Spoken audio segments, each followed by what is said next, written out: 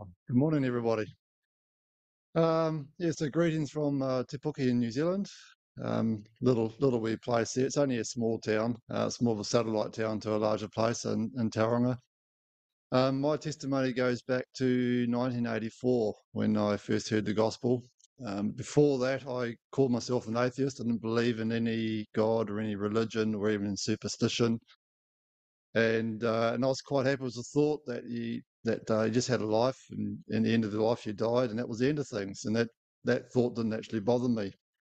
And I'd had quite a few different conversations with different people, some old school friends, and that talked on the street about trying to say about a God, and but they never had anything that I could see was any proof. They just talked about something that was out there, was more of a concept or theory or philosophy, but with no substance. And I felt quite justified in my beliefs, even after those conversations.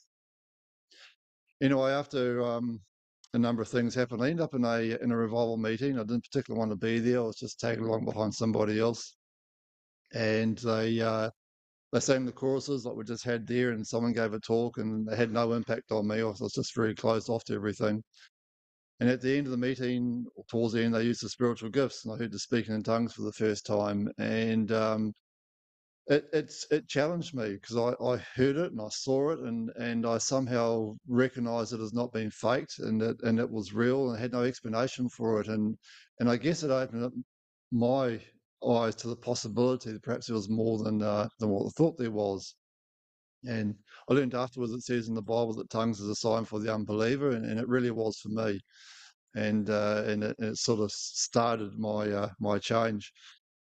I went to a few meetings for a few weeks, and I just watched and listened. I didn't really talk to anybody, but these people were talking about a God that answered prayer, a God that did miracles, and in particular about this experience where you could receive the Holy Spirit and you'd know it because you'd be able to speak in this brand new language.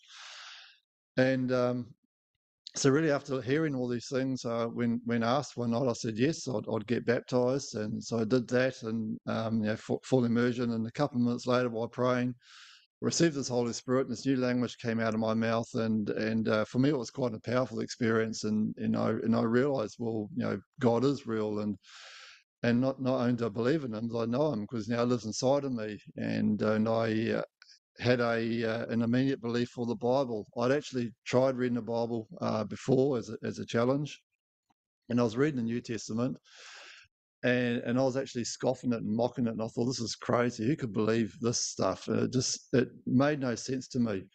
And I was just reading about the miracles, and it was just too fantastical.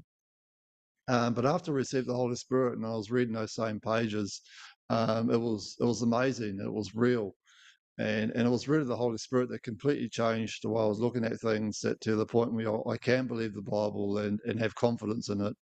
Not that I understand an awful lot of it. There's still a lot of mysteries in there to be revealed, but to know that that God is true. And so 1984 was a long time ago.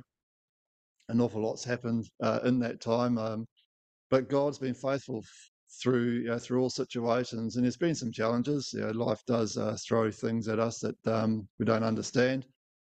But we just keep trusting the Lord, and He brings us through. And I've seen the testimony of many lives being changed, and people being healed, and difficult situations, the Lord answering prayer, and just know that He is faithful. But just that experience that happened in the beginning, it's still real today. It's still fresh today. And my hope's always been that the Lord's going to return. I never thought I'll see the end of the 80s, and we're still here. And but the Lord's promise is still true, and that He is going to return one day, and it's going to be an exciting day when He does. Leave it there. Amen.